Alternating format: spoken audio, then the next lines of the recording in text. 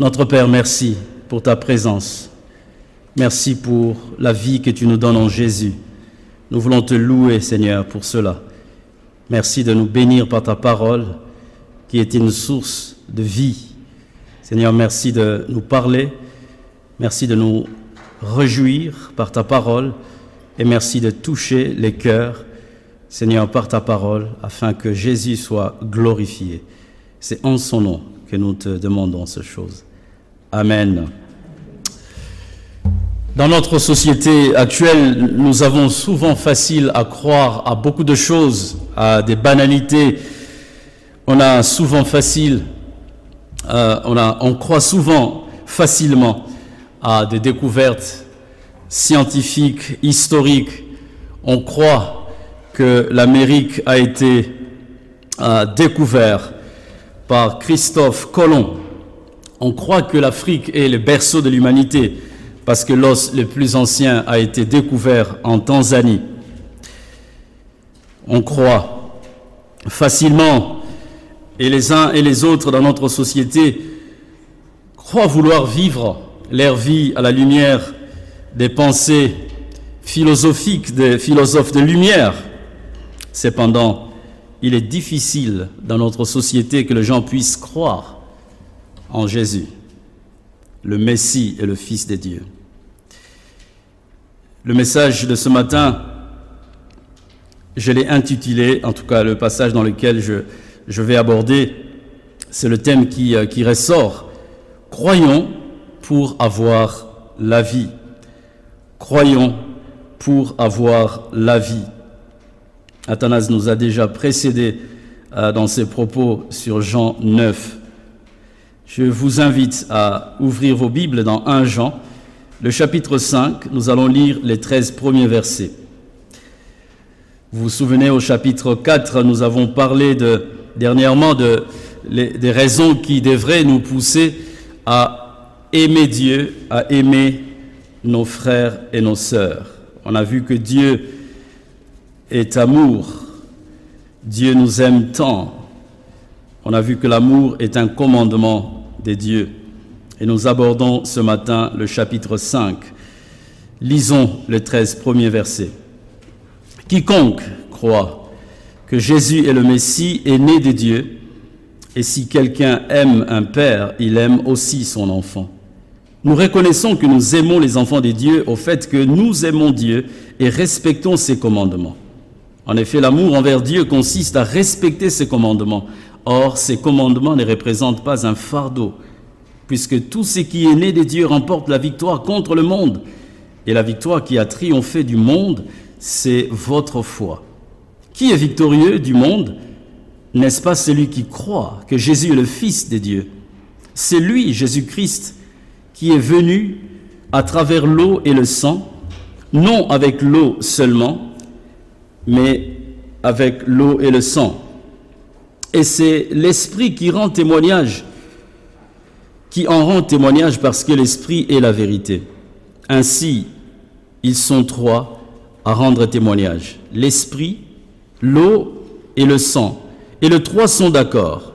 Si nous recevons le témoignage des hommes, reconnaissons que le témoignage de Dieu est plus grand, car c'est le témoignage de Dieu, c'est lui qui l'a rendu à propos de son Fils. Celui qui croit au Fils de Dieu possède ce témoignage en lui-même. Celui qui ne croit pas Dieu fait de lui un menteur, puisqu'il ne croit pas au témoignage que Dieu a rendu au sujet de son Fils. Or, voici ce témoignage. Dieu nous a donné la vie éternelle, et cette vie est dans son Fils. Celui qui a le Fils a la vie. Celui qui n'a pas le Fils de Dieu n'a pas la vie. Je vous ai écrit cela, à vous qui croyez au nom du Fils de Dieu, afin que vous sachiez que vous avez la vie éternelle et que vous continuez à croire au Fils, au nom du Fils de Dieu. Voilà notre lecture. En lisant ce passage, cette section, on peut mettre en évidence deux vérités qui ressortent. La première vérité, c'est croyez que Jésus est le Messie. croyez que Jésus est le Messie, le verset 1 à 5. La deuxième vérité, croyez que Jésus est le Fils de Dieu, verset 6 à 13. Croyez que Jésus est le Messie et croyez que Jésus est le Fils de Dieu. Regardons d'abord la première vérité. Croyez que Jésus est le Fils. Croyez que Jésus est le Messie. Dans cet épître de Jean, les faux prophètes nient que Jésus est le Messie, le Christ de Dieu, celui que Dieu avait choisi de toute éternité, celui que Dieu avait mis à part, celui que Dieu a oint pour être le sauveur de son peuple, pour délivrer le peuple de Dieu de son péché, de la domination de son péché. Les faux prophètes ne veulent pas croire en cette vérité-là. Jean nous enseigne dans cet épître que tous ceux qui nient que Jésus est le Messie sont menteurs. Ils ne sont pas des dieux, parce qu'ils nient le Père et le Fils. Donc, tous ceux qui nient le Père et le Fils ne peuvent pas aimer le Père et le Fils. On le voit au chapitre 2, le verset 22 par exemple, dans 1 Jean.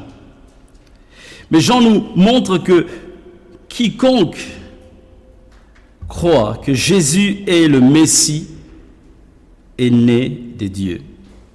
On ne peut pas croire que Jésus est le Messie si on n'est pas né des dieux. Ceux qui sont nés des dieux aiment Dieu et ils aiment aussi les enfants des dieux. Et Jésus est le Fils de Dieu. Si nous aimons Dieu, nous aimons aussi son Fils, Jésus. Mais cela n'est pas le cas pour les faux prophètes qui dérangent les églises à qui Jean s'adresse dans son épître.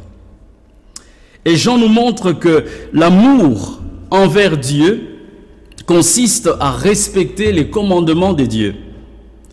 Et les commandements de Dieu, c'est le fait de croire d'abord que Jésus est le Fils de Dieu.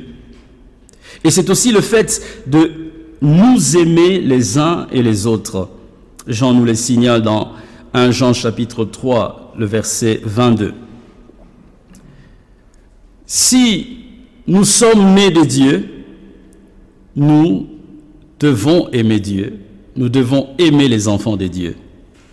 Et si nous aimons Dieu, nous devrions respecter ses commandements. Notre manière de montrer à Dieu que nous l'aimons, c'est lorsque nous respectons ses commandements. C'est lorsque nous obéissons aux commandements de Dieu.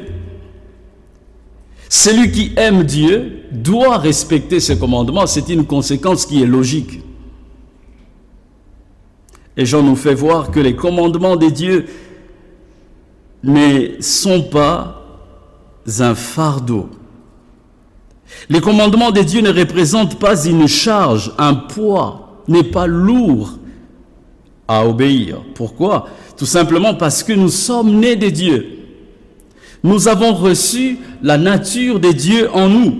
Nous avons reçu l'Esprit de Dieu qui nous rend capables d'obéir aux commandements de Dieu. Sans la nature de Dieu, sans l'Esprit de Dieu, nous ne pouvons pas obéir aux commandements de Dieu. C'est l'Esprit de Dieu qui nous rend capables d'obéir aux commandements de Dieu. Un enfant de Dieu ne peut pas trouver lourd les commandements de Dieu, ne peut pas trouver le fait d'obéir aux commandements de Dieu un fardeau. Lorsque l'on voit les aiglons voler, on n'est pas étonné, n'est-ce pas? Ils ont la capacité de le faire. Lorsqu'on voit un poisson dans l'eau nager, on n'est pas étonné parce que le poisson est équipé de cela. Il est équipé pour pouvoir nager dans l'eau. De même, si nous respectons les commandements de Dieu, c'est parce que nous sommes nés de Dieu. Et si nous sommes nés de Dieu, nous sommes rendus capables par l'Esprit de Dieu, par la nature que Dieu a mise en nous, de pouvoir obéir à ses commandements. Donc, chers frères et sœurs, ne trouvons pas que les commandements de Dieu sont difficiles à obéir, difficiles à respecter. Dieu nous a tout donné pour que nous puissions obéir à ses commandements. Être né de Dieu nous rend capables d'obéir et nous rend aussi capables d'être victorieux. Le verset 4 nous dit « Puisque tout ce qui est né de Dieu remporte la victoire contre le monde ». Dans le monde, nous trouvons le prince de ce monde qui est Satan. Dans le monde, nous trouvons les mondes et ses convoitises. Et Jean nous dit que si nous sommes nés de Dieu, nous avons la victoire sur le monde. C'est-à-dire que nous avons la victoire sur le prince de ce monde. Nous avons la victoire sur les convoitises de ce monde.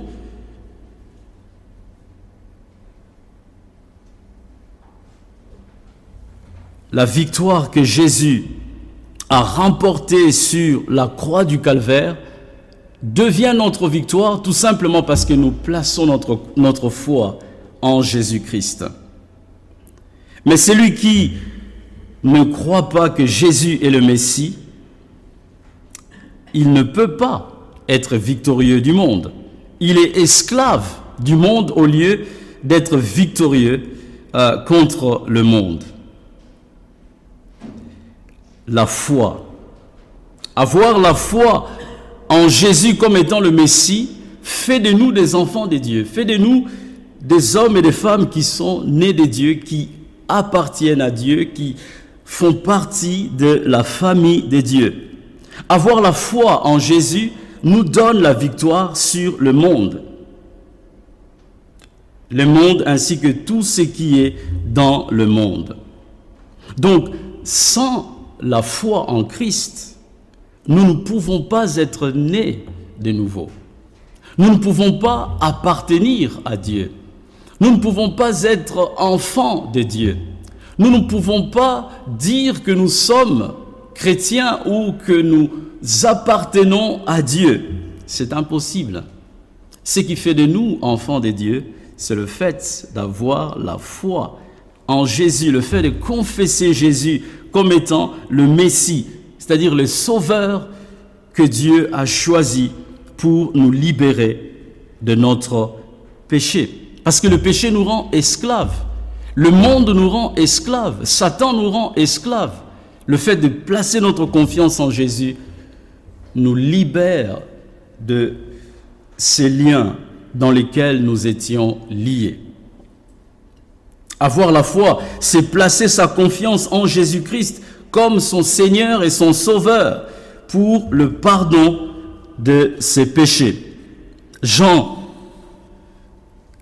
nous invite à croire en Jésus comme le Messie, le oint de Dieu, le Christ de Dieu, le Sauveur que Dieu nous a choisi. En dehors de Jésus comme Messie, il n'y a pas d'autre Messie. Aujourd'hui, quand vous parlez avec nos amis juifs, ils attendent, ils continuent d'attendre le Messie qui doit venir. Et pourtant, les Juifs messianiques, ceux à qui le Seigneur a fait grâce de comprendre, d'avoir les yeux ouverts, d'avoir une intelligence renouvelée, ils ont pu saisir que le Jésus du Nouveau Testament est bel et bien le Messie, celui que Dieu avait choisi pour libérer son peuple. Croyons que Jésus est le Messie, le Christ divin. Les faux prophètes ne voulaient pas croire que Jésus est le Messie, parce que si Jésus qui est homme, l'homme Jésus est le Messie, c'est-à-dire que le salut viendrait de lui. Or lui, les faux prophètes voulaient dissocier Jésus et le Messie. Ils ne voulaient pas croire que Jésus et le Messie soient la même personne. C'est pour cela que Jean cherche à écarter cette erreur dans l'esprit de ces destinataire. Nous aussi, frères et sœurs, soyons convaincus que Jésus est le Messie. Celui que les prophètes avaient annoncé depuis l'Ancien Testament, c'est celui dont le Nouveau Testament nous confirme qu'il est le Messie, celui qui est venu pour nous libérer de notre esclavage, du péché, du monde et du diable. Si nous croyons que Jésus est le Messie, et si nous croyons que Jésus est le Fils de Dieu, nous sommes victorieux du monde et non esclaves. Regardons maintenant la deuxième vérité que Jean souligne dans ce passage. Croyons ou croyez que Jésus est le Fils de Dieu. Croyez que Jésus est le Fils de Dieu. On voit cette idée dans le verset 6 jusqu'au verset 13. Jésus, quand on dit que Jésus est le Fils de Dieu, c'est-à-dire qu'il est le Fils éternel du Père. Alors que le monde n'était pas existé, Jésus existait déjà en Dieu. Lorsqu'on dit que Jésus est le Fils de Dieu, cela ne veut pas dire que Jésus serait né ou créé par Dieu. Jésus n'est ni créé ni engendré. Il est incarné, le Fils incarné du Père. Il a toujours existé dans l'éternité et lorsque le temps était venu, lorsque le temps que Dieu avait arrêté de toute éternité est accompli, Jésus est venu dans le monde et il est né d'une femme. Et celui qui est né, il était pleinement homme et pleinement Dieu. Il n'était pas seulement homme, il n'était pas seulement Dieu, mais il était pleinement homme et pleinement Dieu. Pourtant, dans cet épître, le faux prophète refuse de croire que l'homme Jésus crucifié soit le Christ divin qui sauve. Il refuse de croire que en Jésus, il y avait double nature, pleinement homme et pleinement Dieu. Cette vérité dépassait leur entendement. C'est vrai, ça peut aussi nous dépasser. De façon intellectuelle, de façon rationnelle, on ne peut pas concevoir que dans une seule personne, il puisse y avoir double nature, pleinement homme, pleinement Dieu. Cela nous dépasse. Nous acceptons, nous croyons en cette vérité parce que le Saint-Esprit nous rend capables de le faire. Nous croyons cela parce que c'est écrit, parce que Dieu l'a démontré dans sa parole et parce que Dieu nous donne la capacité de saisir cette vérité avec une intelligence qui soit renouvelée. Mais sans une intelligence renouvelée, il est difficile de concevoir que dans un homme, il puisse y avoir double nature, pleinement homme et pleinement Dieu.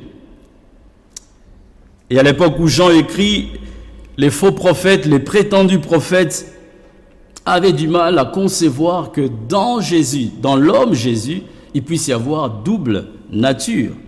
Ils réfutaient cette vérité. Or, si l'on refute cette vérité, il n'y a plus de salut. Notre salut est possible si et seulement si Jésus est homme et Dieu en même temps.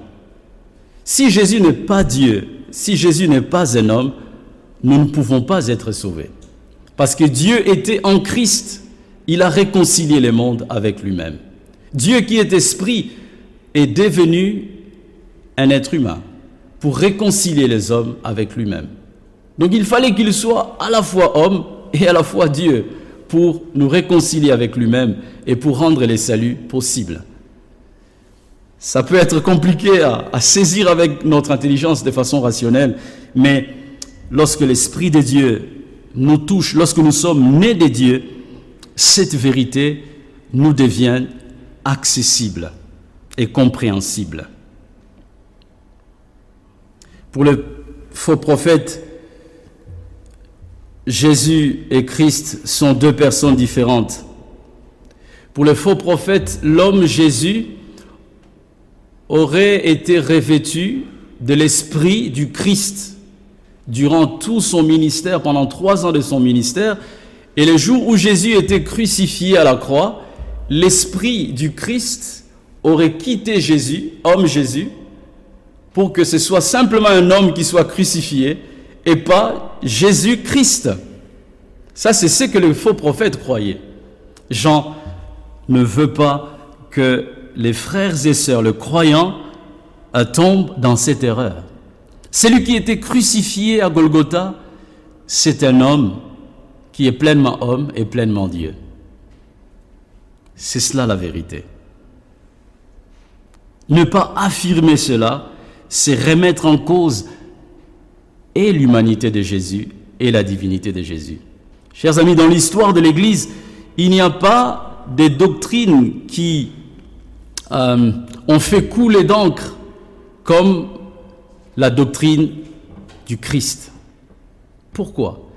Parce que si on remet en question l'humanité et la divinité de Jésus, il n'y a plus de salut qui tient pour nous.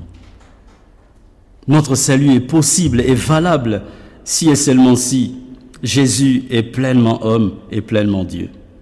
Et Jean nous donne des preuves dans cet épître. Il affirme que Jésus est bel et bien le Fils de Dieu et le Christ, et pas simplement un homme et pas Dieu. Au verset 6 et suivant, Jean nous donne les preuves de l'humanité de Christ et de sa divinité. Tout d'abord, Jean nous parle de l'eau, ce qui fait allusion au baptême de Jésus, juste avant les commencements de son ministère. Le jour où Jésus s'est fait baptiser, dans Marc chapitre 1, le verset 9 à 11, le Père, Dieu le Père, a rendu témoignage à Jésus, son Fils.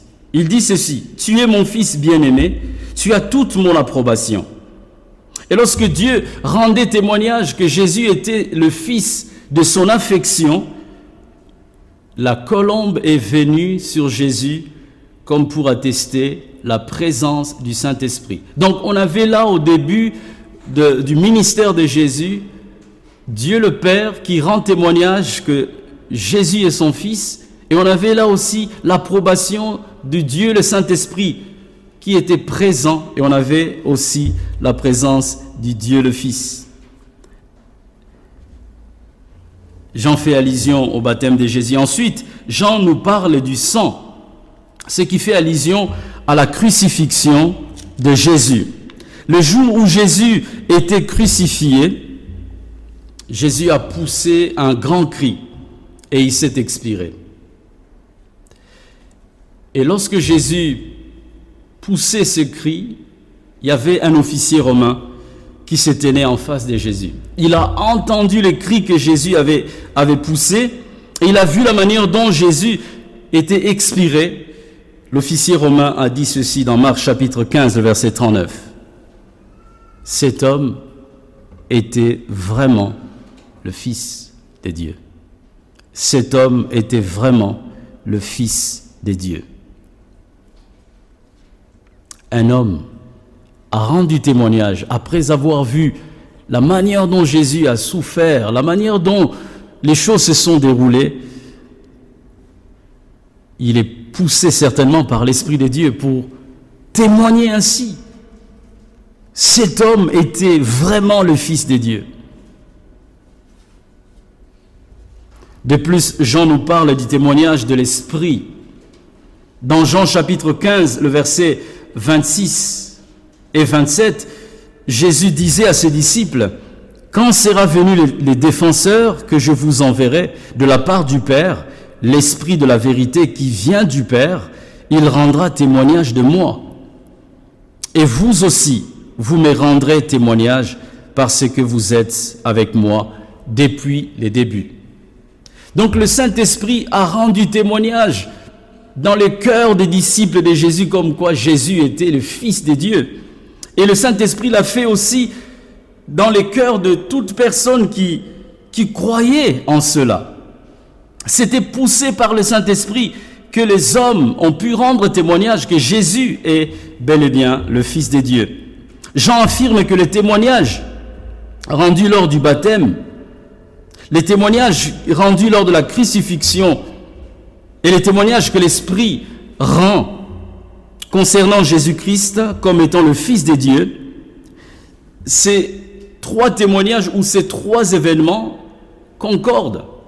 Lors du baptême, lors de la crucifixion de Jésus, et tous les témoignages que l'Esprit rend dans les cœurs de tous ceux qui croient en Jésus, tous ces témoignages-là concordent comme quoi Jésus est le Fils de Dieu. Au verset 8, Jean dit, l'Esprit, l'eau et le sang, et les trois sont d'accord pour dire la même chose, que Jésus est le Fils de Dieu.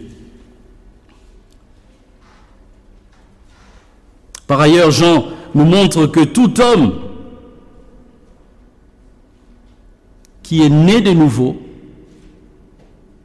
confesse que Jésus est le Fils de Dieu, et le fait de témoigner, le fait de rendre témoignage, c'est par les biais de l'Esprit. C'est intérieurement que l'Esprit de Dieu met dans le cœur de tous ceux qui confessent Jésus comme étant le Fils de Dieu. Verset 10, il dit, celui qui croit au Fils de Dieu possède ce témoignage en lui-même. Vous et moi qui croyons que Jésus est le Fils de Dieu, nous possédons ce témoignage, et ce témoignage nous est donné par l'Esprit que Dieu nous a donné à partir du moment où nous avons cru en Jésus. Enfin, Dieu lui-même rend témoignage au sujet de son Fils. Et Jean nous dit que son témoignage est plus grand que celui des hommes. Et voici le témoignage que Dieu rend au verset 11 et 12. Dieu nous a donné la vie éternelle, et cette vie est dans son Fils. Celui qui a le Fils a la vie. Celui qui n'a pas le Fils de Dieu n'a pas la vie. Ça, c'est le témoignage que Dieu lui-même rend concernant son Fils. Déjà, Marc nous disait que Dieu, au moment du baptême de Jésus, il a dit que celui-ci est mon Fils bien-aimé, en qui j'ai mis mon affection. On voit encore dans Marc chapitre 9, Dieu va rendre témoignage lorsque Jésus se trouve sur la montagne de la transfiguration, en disant que celui-ci est mon Fils, écoutez-le. Et ici, Jean nous montre que Dieu nous donne son témoignage. Il dit que Dieu nous a donné la vie éternelle. C'est le témoignage que Dieu lui-même rend. Dieu nous donne la vie éternelle, et cette vie est dans son Fils. Les témoignages d'un parent sur son enfant a plus de poids que le témoignage de tout autre. Il n'y a qu'un parent qui puisse parler de son fils parce qu'il connaît son fils, parce qu'il connaît son enfant. Et lorsqu'un père, lorsqu'une mère parle de son enfant, son témoignage a plus de crédit que le témoignage d'un inconnu ou de toute autre personne qui prétendrait connaître cet enfant. Et ici, le Père de notre Seigneur Jésus-Christ nous dit que celui qui a le Fils, il a la vie éternelle. Celui qui n'a pas le Fils de Dieu n'a pas la vie.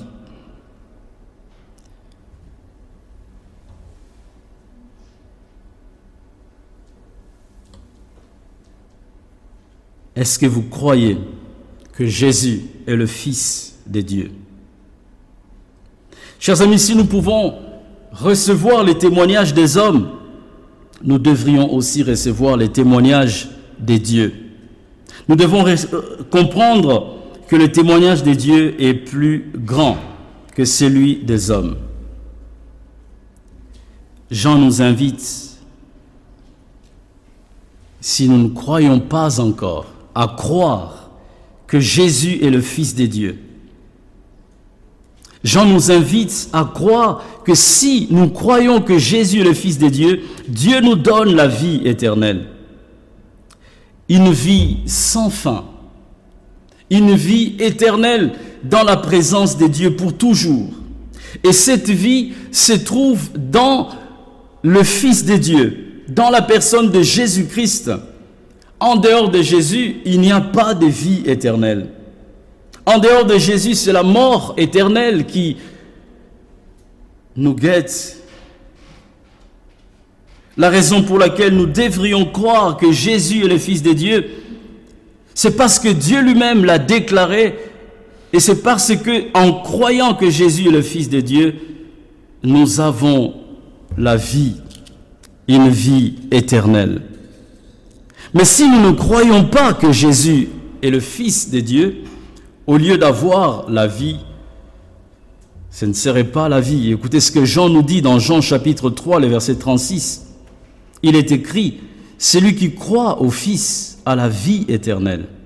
Celui qui ne croit pas au Fils ne verra pas la vie, mais la colère de Dieu reste au contraire sur lui. »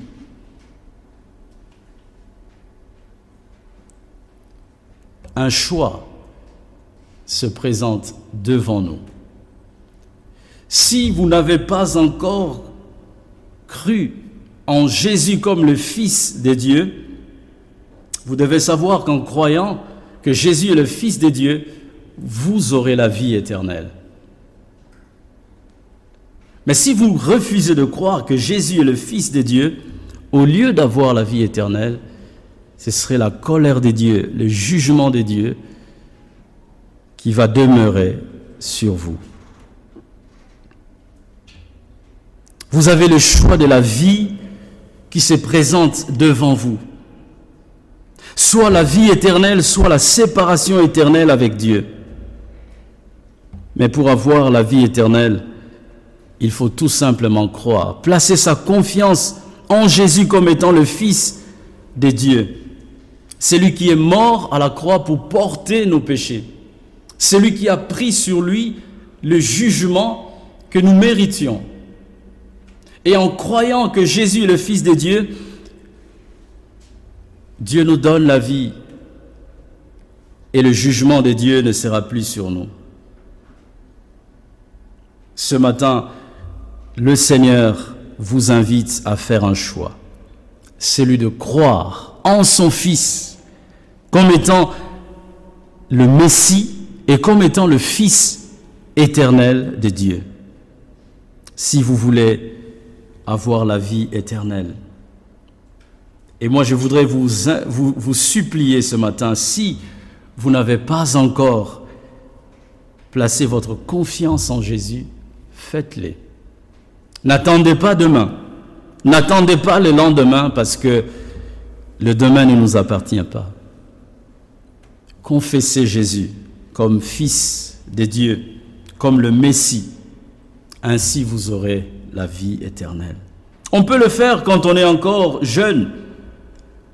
Très souvent, les jeunes disent, mais je vais attendre encore, je vais vivre. Je le ferai quand je serai un peu plus âgé. Je le ferai quand je serai vieux. C'était mon cas autrefois. Je me disais, mais je suis tellement jeune, j'avais à l'époque 16-18 ans. Je suis tellement jeune pour donner ma vie à Christ. Pour marcher avec Dieu, je le ferai quand je serai vieux. Mais la vie ne nous appartient pas. La vie appartient à Dieu et le temps appartient à Dieu. Aujourd'hui, si vous entendez cette parole, c'est que Dieu est en train de toquer dans votre cœur et vous invite à croire, à ne pas rejeter Jésus, qui est le Fils de Dieu, qui est le Messie, celui en qui nous avons la vie, celui en qui nous avons la promesse de vivre l'éternité avec Dieu. Au verset 13, Jean nous dit, « Je vous ai écrit cela à vous qui croyez au nom du Fils de Dieu, afin que vous sachiez que vous avez la vie éternelle. » Vous et moi qui croyons que Jésus est le Fils de Dieu, Jean veut nous amener à avoir une certitude, à savoir que la vie éternelle est un acquis définitif. Si nous avons Jésus, si nous croyons au nom du Fils de Dieu, nous avons la vie éternelle.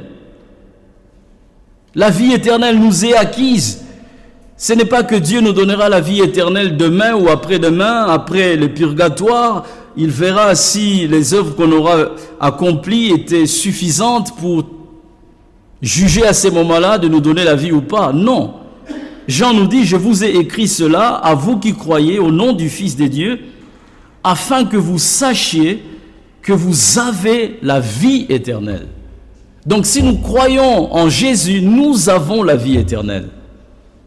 Cette vie commence déjà ici et maintenant, et elle va se poursuivre jusque dans l'éternité. Que sert-il à un homme de gagner ce monde en croyant et en vivant selon ses idéaux et de perdre son âme? Et quel bonheur, chers amis, de croire en Jésus, le Messie, le Fils de Dieu, et d'avoir la vie éternelle. Quel bonheur de croire en Jésus et de vivre pour lui, maintenant et pour l'éternité. Croyons en Jésus comme le Messie, comme le Fils de Dieu, pour avoir la vie éternelle. Si nous croyons, nous avons la vie. Mais si nous ne croyons pas, nous n'avons pas la vie. Mais le jugement de Dieu repose sur nous. Le choix vous est donné aujourd'hui. Prions ensemble. Notre Père, notre Dieu, nous voulons croire que Jésus est le Messie, le Christ de Dieu, notre Sauveur, celui que tu as choisi depuis toute l'éternité pour nous délivrer de notre péché, de notre condamnation. Nous voulons croire et nous voulons vivre pour lui. Nous voulons continuer à croire jour après jour que Jésus est notre Messie.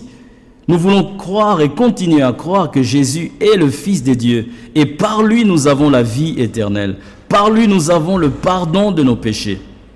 Seigneur, merci pour la vie éternelle que nous avons en Jésus-Christ. Nous voulons te louer pour cette vie qui ne se trouve qu'en Jésus-Christ et qu'en lui seul. En dehors de lui, nous n'avons pas la vie, mais la mort. Seigneur, nous voulons te prier ce matin pour tous ceux et celles qui sont là dans cette salle, qui n'ont pas encore confessé Jésus comme le Messie, leur Sauveur, comme leur Seigneur, qui n'ont pas encore confessé Jésus comme étant ton Fils, qui nous donne la vie. Père, nous voulons te supplier de parler à leur cœur. Nous voulons te supplier de leur donner la repentance et la foi. Car sans cette repentance et cette foi que toi tu donnes, Seigneur, personne ne peut venir à toi. Nous sommes des aveugles nés. Nous avons besoin du miracle de ton esprit pour que nous puissions confesser notre péché et placer notre confiance dans le Fils que tu as choisi pour notre salut et pour notre vie éternelle avec toi.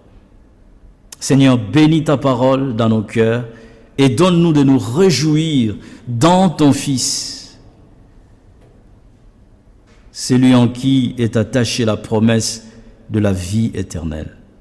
Merci pour Jésus. Nous voulons l'adorer et nous voulons l'aimer aujourd'hui et jusqu'à son retour. En son nom, nous t'avons ainsi prié. Amen.